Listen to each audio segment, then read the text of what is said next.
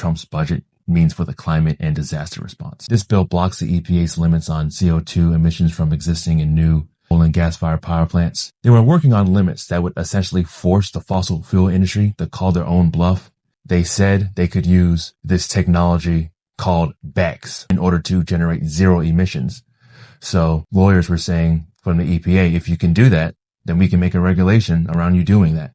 The EPA still had the power to make that rule until now.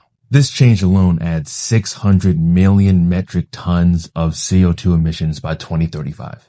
The Trump budget also gets rid of methane rules to detect, repair, and control their methane leaks. Why are we letting these corporations just leak methane into the air, which is 80 times more greenhouse forcing than CO2?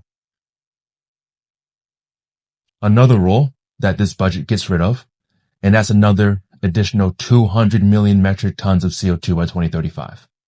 The equivalent of pushing 30 million more gasoline cars onto the road.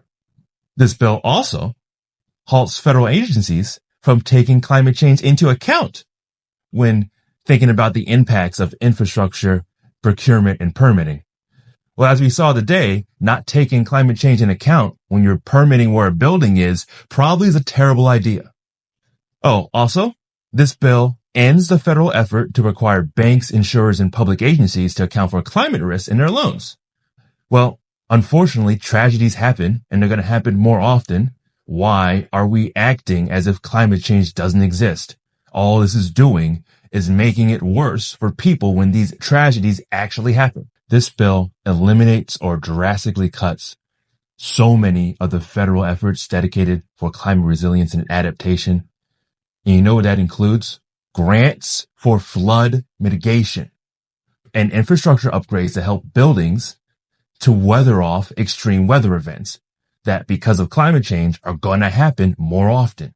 By the way, because the federal government under Trump is trying to scam people wherever possible, they are stripping $100 million of federal funding allocated to help people impacted by disasters get legal assistance so they can actually get the benefits they need from their insurers who don't want to pay out. By the way, the National Institute of Building Sciences estimates that every dollar spent in mitigation saves $6 in future disaster costs. You're not saving anyone money by not thinking about climate change. You can definitely call this the worst bill ever on climate in the history of the country. Good news is, on the state and local level, there's still tons we can do. So I'll do videos about state and local level efforts, along with calling out the Trump administration for dropping the ball on climate change.